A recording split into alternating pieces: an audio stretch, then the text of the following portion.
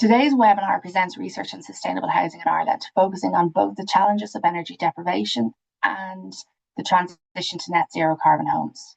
Our two expert speakers are Susan Vickers, Head of Environmental Sustainability at Clúid Housing, and Richard Waldron, Assistant Professor in Planning, School of Architecture, Planning and Environmental Policy in UCD. We'll start with Richard's presentation. Richard is an Assistant Professor in Urban Planning at UCD. His research focuses on 1, the political economy of housing and housing inequalities, 2, governance and the planning system, and 3, urban sustainability. His RSP project examines the relationship between energy deprivation and precarious housing conditions in Ireland, and draws on nationally representative survey data to measure the extent and severity of their combined impacts across housing tenures and socioeconomic groups, and analyse their key statistical predictors. So Richard, yeah, if you'd like to go ahead. Great, thanks very much, Deirdre. Let me just get my slides together. Now.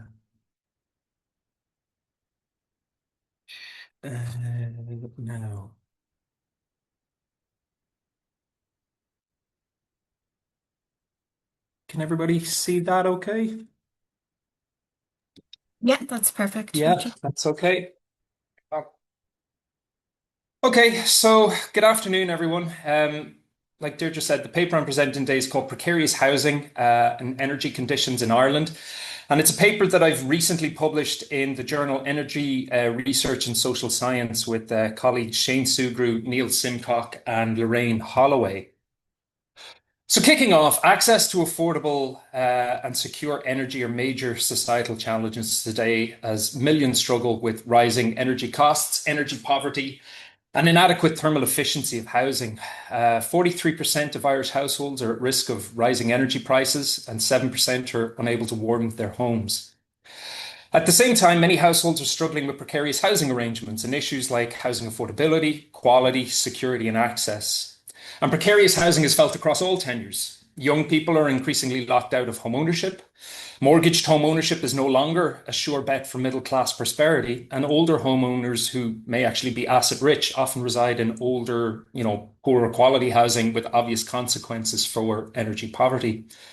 But despite this, these issues have rarely been considered together in literature. Indeed, energy deprivation rarely features within housing debates, while few consider the role of housing tenure, in amplifying energy poverty. And there's a lack of understanding of how this double precarity might be distributed across tenures, demographic, and socioeconomic groups. So in this paper, we're trying to do a couple of things. Firstly, we're trying to mobilize this concept of precarity to examine the multiple and overlapping dimensions between energy and housing. And to do so, we develop a novel measure that combines the impacts of housing and energy precarity. And thereafter, we analyze the distribution of those combined impacts across different population groupings. And we try to understand the key statistical predictors of exposure to housing energy precarity. So that concept of precariousness, where does it come from? Well, basically, it kind of originates within the field of labor studies and indeed goes back to, studies of labor markets from the 1960s. But essentially, it describes the vulnerabilities that are arising from increasingly insecure forms of working in the economy. So the growth of, low income working, low, insecure working, and combined with, I suppose a weaker safety net. For Standing, these conditions have created a new class of the precariat, which he defines as a large group of people united by their shared experiences of vulnerability and multiple degrees of social exclusion. And that concept has increasingly been picked up within energy debates, where precarity is usually used to identify those that are most vulnerable to issues like energy affordability, energy insecurity, poor quality, for example. So the cost of energy is clear in that regard, in terms of unaffordable utilities, the risk of disconnection and rising energy prices. Indeed, arrears and the fear of disconnection can dramatically, reduce one's sense of ontological security in their home. Energy quality captured those issues regarding, poor thermal efficiency, as well as a household's lack of access to energy services. And of course, certain demographic and socioeconomic groups are more vulnerable to those outcomes. Poor quality Housing might impact more severely on, children, infants, the elderly, and those with chronic health conditions. While young adults and students may also be more exposed to colder homes, while lower income households are also more exposed to issues of energy affordability and are also more likely to live in the rental sector, where they have, a lesser ability to improve or address the thermal quality of their homes. But the concept of precariousness is also increasingly applied in housing, and I really like this definition from Amy Clare in a recent paper, where she defines it as the state of uncertainty which increases a person's real or perceived likelihood of experiencing an adverse event that's caused by the physical qualities of their home, the affordability of housing, their security, their sense of security in their home, and their access to appropriate housing. So, there obviously housing affordability is a key dimension of precarity, where high housing costs might push a household below the poverty line. Poor housing quality can impact on health through issues like overcrowding, damp or insufficient heating in this regard. The security of home could refer to, the contractual security of leases, but it also refers to one's ontological security or their ability to being able to control, or adapt their personal space. So within Ireland, just to give a bit of, high level context, Ireland remains, energy remains a significant socioeconomic issue. 12% of the population are spending more than 10% of their income on energy costs, while 20% are unable to adequately heat their home. Most houses are heated by, fossil fuel sources like gas, oil, or, electricity, which then have seen, dramatic price increases in recent years. At the same time, Ireland experiences, obviously an enduring housing crisis with a shortage of affordable housing. A third of renters currently, struggle with their housing costs, while average rent in Dublin is equivalent to 60% of median monthly income. Historically, government support for energy poor households has traditionally focused on direct income supports, particularly things like the fuel allowance, which is obviously a means tested payment to specific vulnerable groups like the elderly or disabled. And such supports have been recognised as being limited in addressing persistently high levels of energy poverty. So policy, in more recent years has certainly moved towards, more longer term investments in improving the thermal efficiency of the housing stock and addressing some of these issues that way. The Climate Action Plan provided for, a national retrofit program of something just about 13 billion euro to upgrade 500,000 homes by 2030. The more recent Energy Poverty Action Plan also provided, emergency benefits going back a couple of years now, obviously, in the tune of 2.7 billion in additional social protection payments in response to that cost of living crisis emerging, out of the pandemic. And obviously, while those commitments are welcome and went, to a great degree in addressing, immediate energy deprivation issues, certainly on the scale of, in terms of retrofitting, it is worth reiterating the scale of that challenge. Currently, 90% of homes within the private rental sector, certainly those let by, smaller scale private, landlords, 90% of those homes have a building energy rating of a C or less, and the cost of upgrading those have been recently estimated by the ESRI €1 billion. So look, in terms of the methodology we employed in this paper, we wanted to create a single housing energy precarity index that was gathered from data based on Ireland's contributions to the EU's survey on incomes and living conditions. So we extracted data from the years from 2020 to 2022, and we've something in the order of 13,709 observations. And we weight that data set by household tenure, that tenure profile for the census. We then utilize 8 variables from that survey that are drawn, in relation to, the heating of the home, the adequacy of heating the home, a household's energy affordability and security, and their housing costs, affordability as well as questions regarding the household's wider financial capacity. And we create this composite index. We use a categorical principal components analysis to basically fit those 8 variables together as a composite measure. So we're using a statistical technique to kind of merge those variables together to give us a one single measure.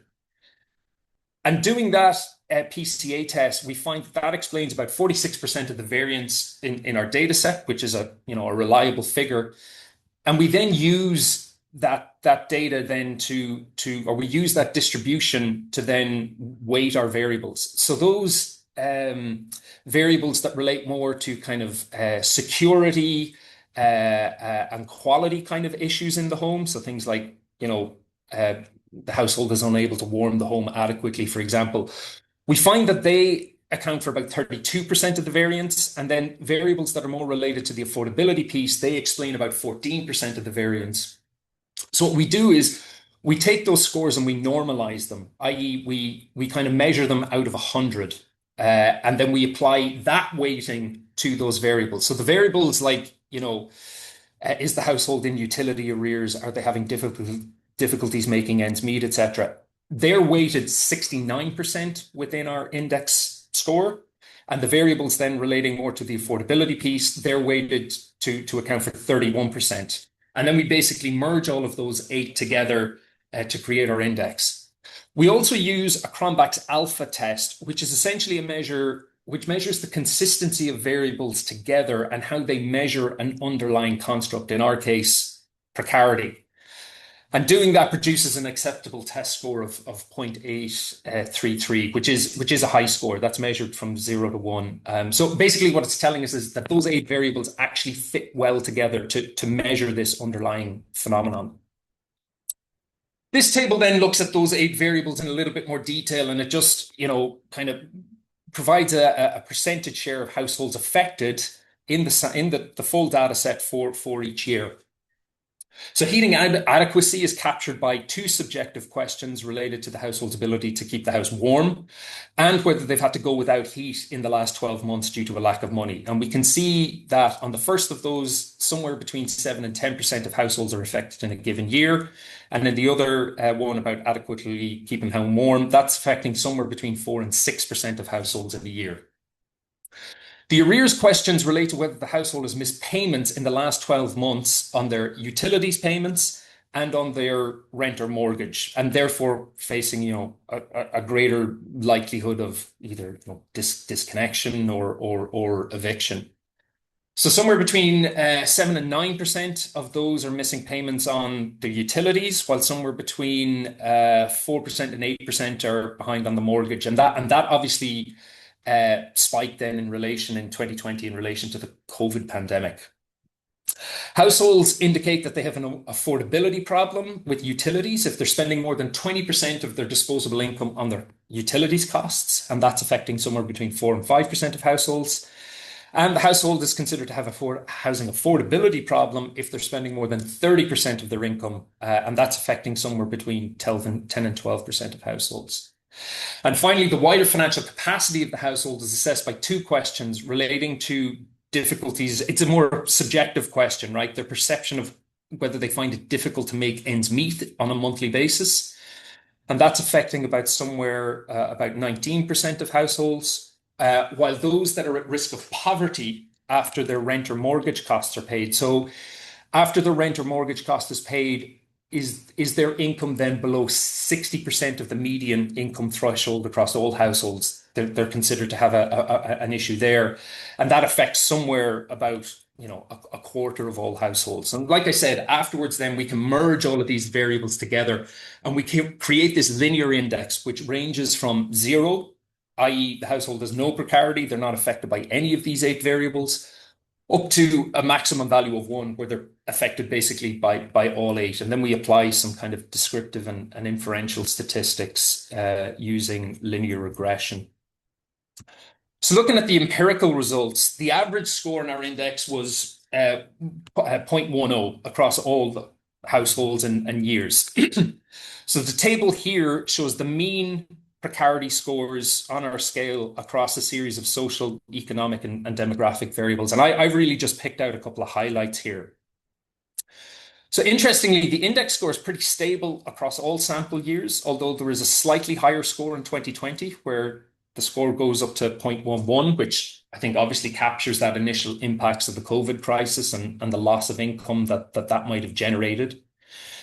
There's a very clear disparity when you look at housing tenures, where private renters display an average score that's actually four times, so 0.22, it's four times higher than that for households that are mortgaged or outright homeowners who have a score of 0.05. So the quality of the rental stock and the terminal and thermal efficiency have long been identified as issues in the private rental market, particularly problems regarding the physical repair of properties, quality and adequacy of heating. Those residing in apartments actually demonstrate much higher scores, 0.17, relative to those that live in detached or semi-detached units. So, apartments in Ireland are largely concentrated within the major cities and towns, and obviously would accommodate a greater share of those in the private and social rental sectors as well. So we think that there might be a tenure kind of effect there that's within the apartment result. The results also reveal that the combined impacts of housing and energy precarity are disproportionately felt among those from more vulnerable socioeconomic backgrounds. So those in the lowest income quartile, which has an average income of about €20,000 a year, they display a score that is 10 times higher the average of those in the highest income quartile, quartile four, who have a median income of about €165,000.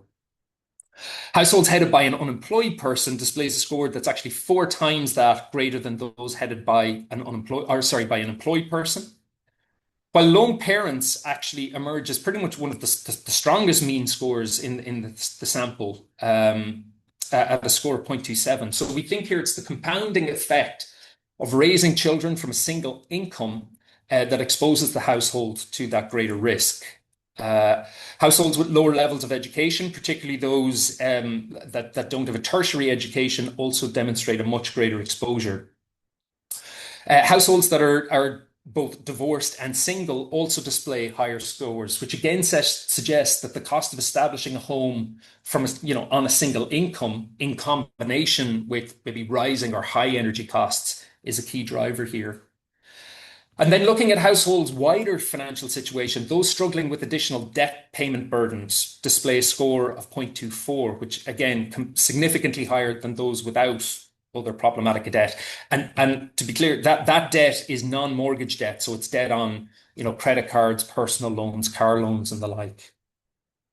Households with weak financial buffers who would struggle, let's say, to meet an unexpected expense of about €1,000 from their immediate financial resources, i.e. without going into debt, would also demonstrate significantly greater vulnerability. And we also looked at the health distribution too. So households that report their general health as very poor displayed an average score of 0.25, almost three times higher than households who reported that their health was being, somewhere between average to very good. We did extract out the age data and looked at that in a little more detail. So you can see that in this radar chart here, where we've basically took out the data for two age groups, those aged under 25 and those aged 65 and over. And we've looked at their kind of distribution across our different measures, across different themes within our 8 variables. So those relating to heating adequacy, security, affordability, etc. Now, a lot of the literature around energy deprivation will emphasize the increased exposure of older persons to, fuel and energy poverty, kind of for obvious reasons, things like greater physical frailty, for example. But our results actually suggest that it's younger households. When you take the combined effects of energy and housing and combine them together, it's actually younger households that are more exposed.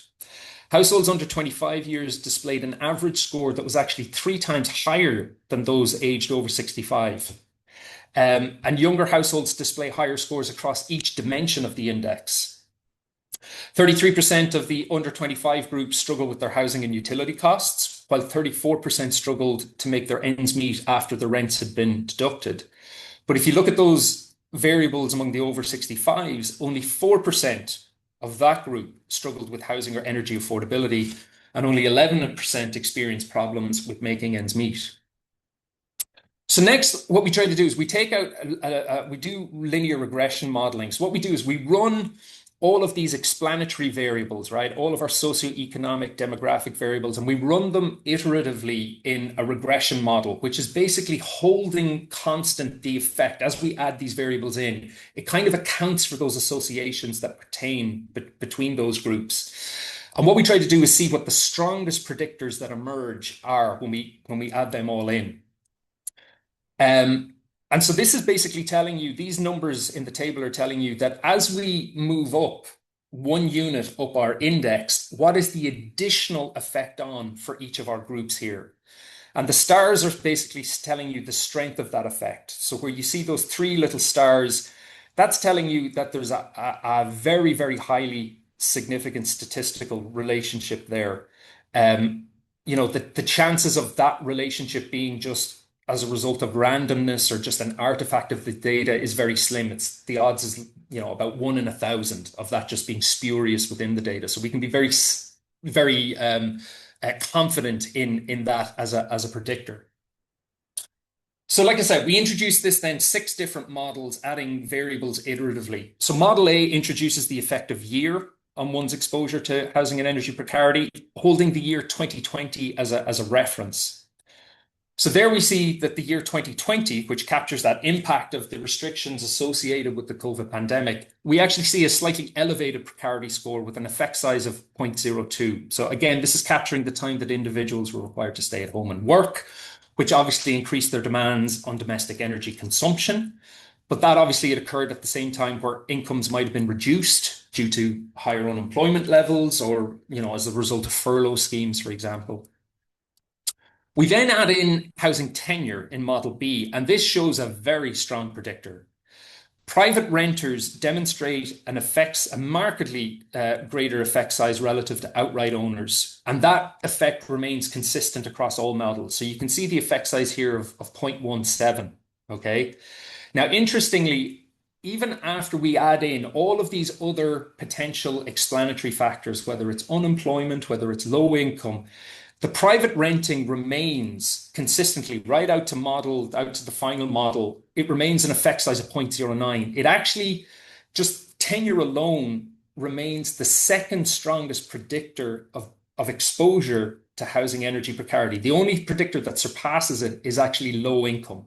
So it actually has a stronger effect just by virtue of being a tenure or of being a renter, private renter. One is actually more exposed to these combined pressures. And the effect size is even greater than, say, for example, unemployment.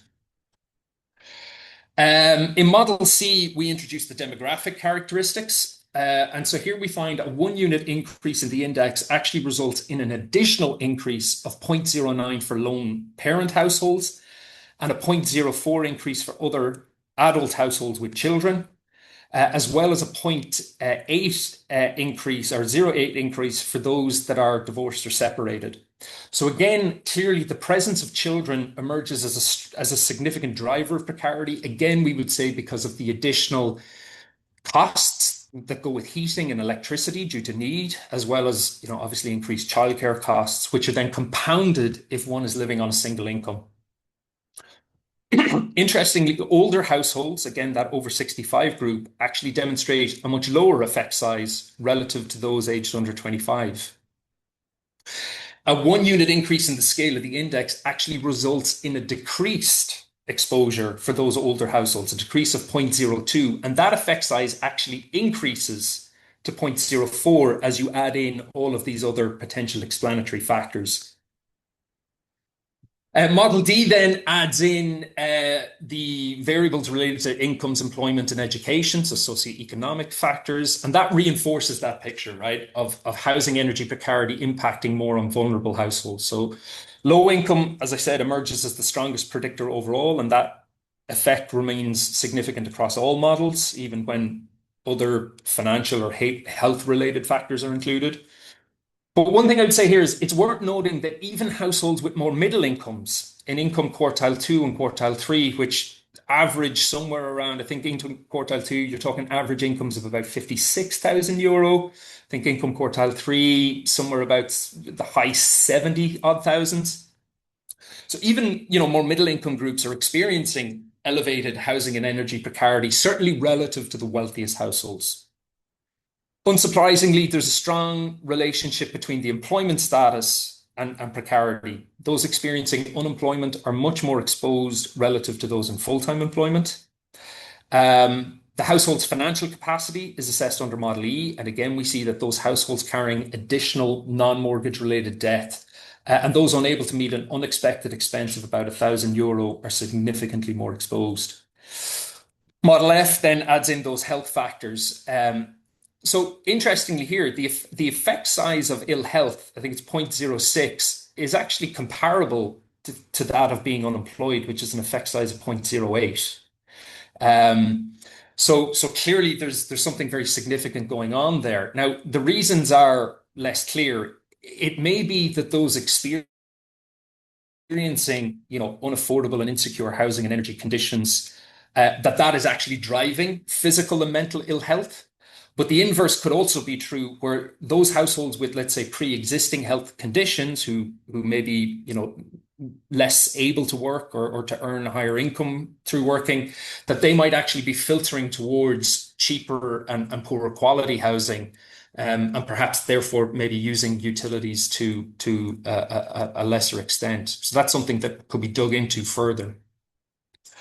So in conclusion, in our view, this is the first study to examine those combined impacts of housing and energy precariousness through a multi-dimensional approach. So importantly, we find that housing tenure is actually one of the strongest predictors in explaining one's exposure to precarity, even after controlling for all of those traditional explanatory factors like income or employment. Private renters are the most vulnerable tenure, and that effect, as I said, is stronger than even for the example of unemployment. The energy poverty literature probably needs to take greater consideration of this amplifying effect of tenure and housing market conditions in driving energy insecurity and its impacts. Our findings, to some extent, re-emphasize the importance of low income as a driver, while adding, further, layers of nuance. Households on single incomes, particularly lone parents, are particularly vulnerable. But our analysis also suggests that even those in more middle income groups are far from immune from the experience of precarity. So this suggests that, the targeting of social supports, exclusively on those on very low incomes does risk potentially missing out on some households who are nonetheless impacted by those combined impacts. In terms of the demographic distribution, our findings diverge somewhat from existing evidence, particularly related to the age cohorts. So again, we find that those aged under 25 exhibit precarity scores 3 times higher than those aged over 65. And actually, old age was a negative predictor of precarity. So it does suggest that policymakers might need to be more cognizant of the particular housing and energy challenges facing young households and renters. The wider financial capacity of the household can certainly amplify or downplay one's exposure. And again, we would suggest that policymakers wishing to address some of these challenges might need to consider broader sorts of supports and schemes to address that. Things like, expanded debt clearance schemes or expanded forbearance options for those particularly struggling with energy precarity. And finally, we just say that the value of precarity, in our view, is that the concept is, it captures these multiple dimensions of households' experiences under a single framework, unlike other concepts like, vulnerability or deprivation, which tend to be a little more, specifically focused on I suppose, those lowest income households or those most vulnerable households. So yeah, I think I'll leave it there if that's okay. I've probably ran close to my time at that point. That was really interesting, Richard. Thank you so much. Thank you. I'm sure we'll have loads of questions for you in the Q&A. We'll move on to Susan now. So Susan is an accomplished environmental scientist with over 25 years of diverse experience spanning ecology, remediation design, air quality, energy consultancy and carbon reduction. As head of environmental sustainability at Clúid Housing, Ireland's largest approved housing body, she spearheads the organisation's greening strategy. She leads the environmental pillars of Clúid's ESG framework, embedding climate mitigation, biodiversity protection and low carbon culture into housing procurement, maintenance and operations. So I will hand you over to Susan to present. Great, thanks a million. Richard, that was so interesting. Um, and I think, we've very recently, the stats of over 500,000 energy accounts in Ireland are in arrears. I mean, and for me, I generally don't think of under 25 as the vulnerable group, and it's very obvious that they are. Certainly. So, look, thanks, Deirdre. I'll just give an overview of some of the research that we've undertaken as part of the Housing Alliance. And to give context to that, the Housing Alliance is it's a group of the 7 largest approved housing bodies in the country. So combined, we have, I think, approaching 50,000 properties nationwide. And when we started looking at this back in 21, 22, especially with the impacts of COVID, environmental leadership in social housing, to achieve the climate goals and the various targets that are on us was lacking. I mean, some of the approved housing bodies would be quite small. They wouldn't have the resources that some of the larger ones would. So we applied for funding under the research grant from the Housing Agency, which we were delighted to receive, and that initiated that first report. Really hot on the heels, like within a month of launching that, we moved on to applying for further funding, which was looking at innovative solutions to advancing net zero carbon. So I'm going to kind of give a bit of an overview, mainly of the second one.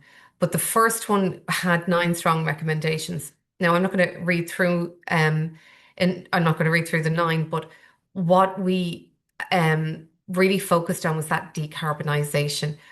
The funding issue for us was very, very apparent. We had the housing stock, we had the aggregation opportunity, we were managing these properties very well.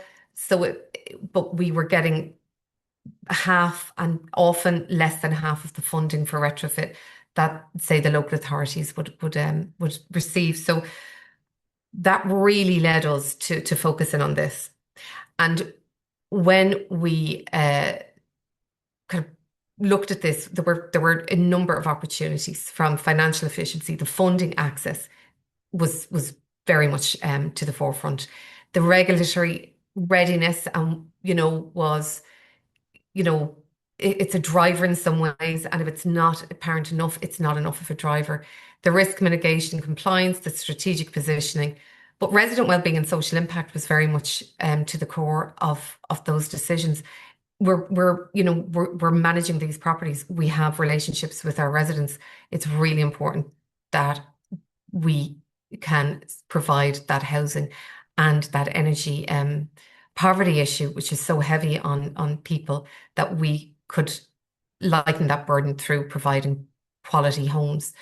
And the big thing for us was living labs. We have, I think the stats will come up, but we've over 65,000. I think we're actually probably over 70,000 at this point, properties within the approved housing body sector. Some of them are for older living specific. Some of them are care facilities. It depends on the approved housing body, but there's so much scope to use these as test beds for different innovation technologies.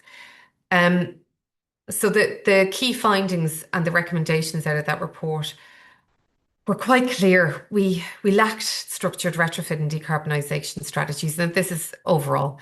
The funding access was fragmented and an administrative burden. There's the sector-wide skills gap, and that's in many aspects of that sustainability and delivery. But what we really, really picked up on was that residents are keen to be involved in solutions. Cost of living was their absolute main concern, but climate change and climate action really matter to them.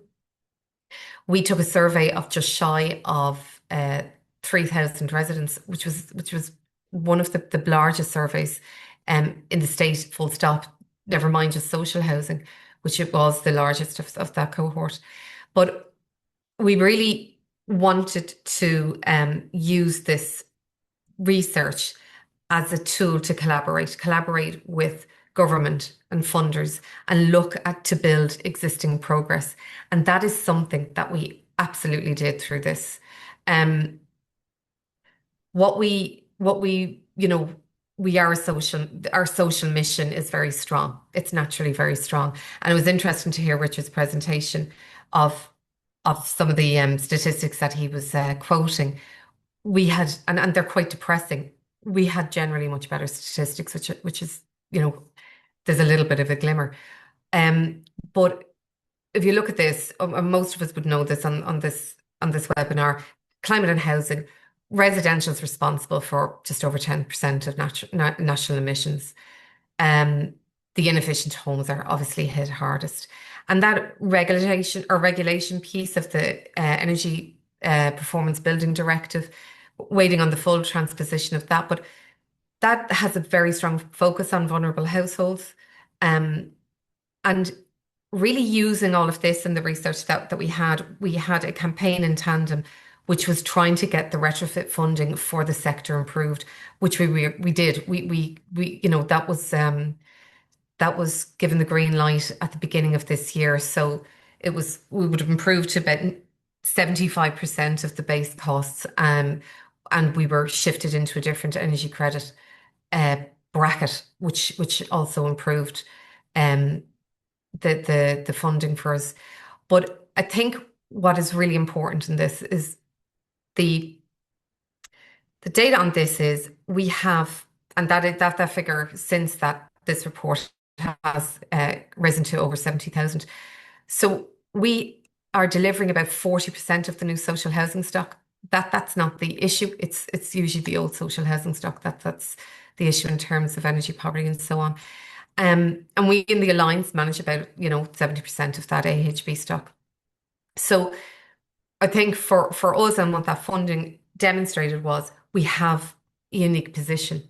We have an ability to change and to I suppose progress the lives of people in terms of energy poverty and well-being.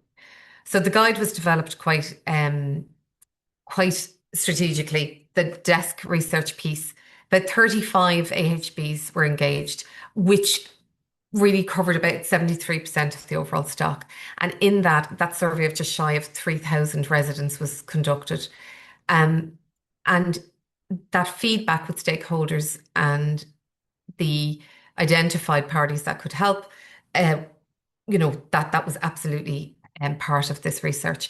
And it definitely helped us then springboard that into other conversations and further conversations and advocacy around increasing that funding.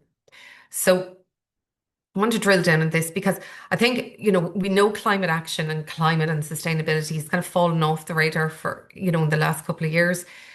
But to get the results from our residents was really enlightening. That there's, I think we were all fairly blown away by it. For us in Clúid, I think we had about 550 responses in a single weekend. That's really strong. Really, really strong. That's quite unheard of.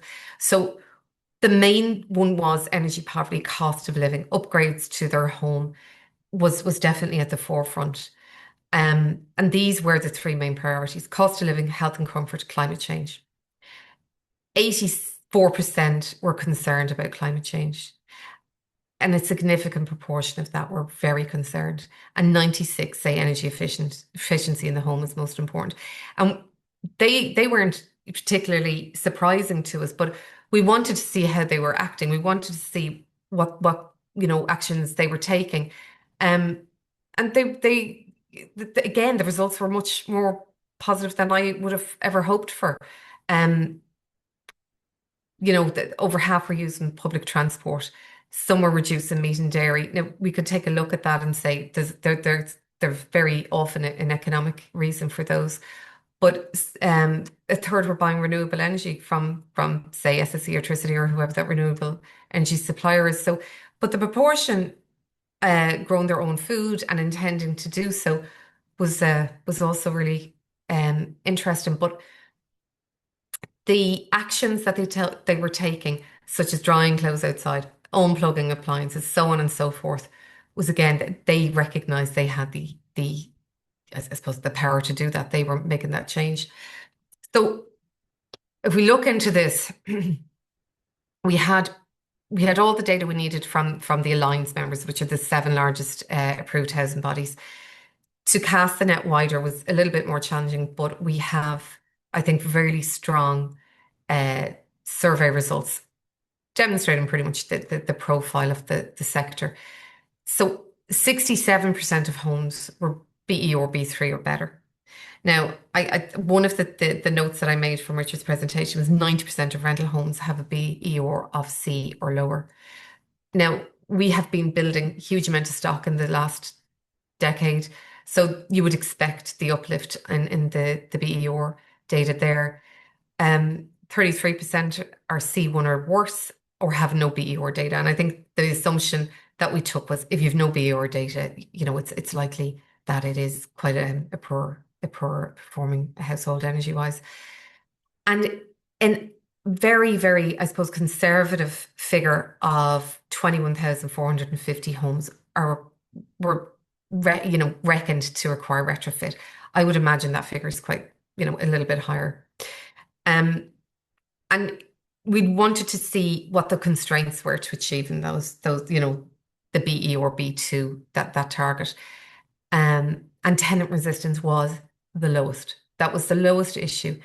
The skill shortage wasn't as big a concern, I suppose we would hear generally. The technical limitations on housing stock was up there. The lack of clarity on net zero standards was up there. But the biggest one was the financial capacity. And even the grant uptake among those respondents in the AHB sector, it showed that smaller ones are for sure struggling with how to navigate that journey. And the innovation piece is really important because, as I said, we have those test beds. We have the really significant amount of properties and different types of properties that we can use for various types of innovation.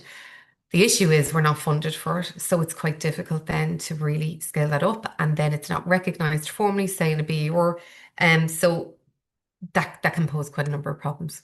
And they were really the main reasons. The high costs of that, the government grant programs not supporting it, the lack of knowledge about technology. And I think the one thing that really came across in that is there's a lot of interest in wanting to innovate and look at different solutions. We don't particularly, we kind of have a one fits all solution, and we don't have that in reality in terms of housing tenure. So looking at this, really, it's we're trying to reduce emissions. We can do this through energy management and embodied carbon, and that was one of the biggest things that came. We have a huge retrofit target, we have a huge building target, and the embodied carbon, particularly in terms of retrofit, is just beyond us in terms of finance. But the accelerating that electrification, moving from fossil fuel to renewable sources, and moving from the mindset that's used to dealing with those systems is quite difficult.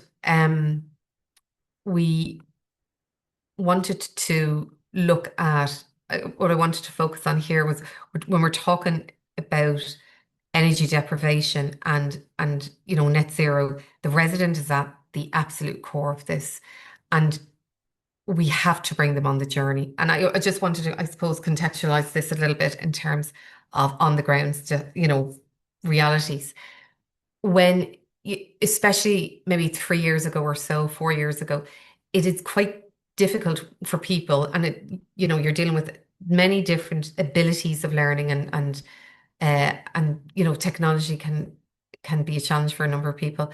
So that shift from managing a fossil fuel home to managing a renewable powered home can be quite challenging, and that has brought us to a step of having a dedicated onboarding team for residents, training for the staff and residents, supporting. We have our own user guide, but we also supported the Irish Green Building Council's home user guide, which can be used for it can be developed and kind of changed to suit, you know, whether it be a developer giving this guide out or an AHB or another landlord or whatever. And that was really important. When the spike in energy costs really kind of took off there about 3 years ago, combined with a really cold snap, we had about 800 calls in one day to our call center. That completely is overwhelming. There's nothing sustainable about that. And it was people not understanding the systems, and it was, you know, there were, you know, some of those systems weren't used to or hadn't been programmed by the supplier for such cold snap and so on. But the bringing people on the journey every step of the way is really important. I think operationally, if you really want to look at it through that lens, it's really important that we do that as seamlessly as possible, and supportive as possible. But for the residents, and one of those charts there showed the resident resistant to retrofitting or you know, the decarbonisation work that we are doing was the lowest issue that we had to deal with. The residents generally, very generally, absolutely are encouraging and want this and see the benefits. So I think the key takeaways from me is that we, as a sector, are you know, we are really well positioned to accelerate our own decarbonisation goals with the you know, with the backing of consistent funding. And our residents absolutely want it. They're benefiting, and it's I think one of at the launch of the report that I'm talking about, we had a resident attend and talk about it from his point of view. And as well as the social well-being aspect, you know, just the general delight at having work done and seeing the reduction in bills and having a better thermal quality of living, it also improved the community's sense of well-being. So projects took off. You know, neighbours were talking to each other more. It was bringing communities together a little bit better. I am going to stop there and gladly take any questions. Thank you. Brilliant. Thank you, Susan. That was also extremely interesting. We'll stop recording now.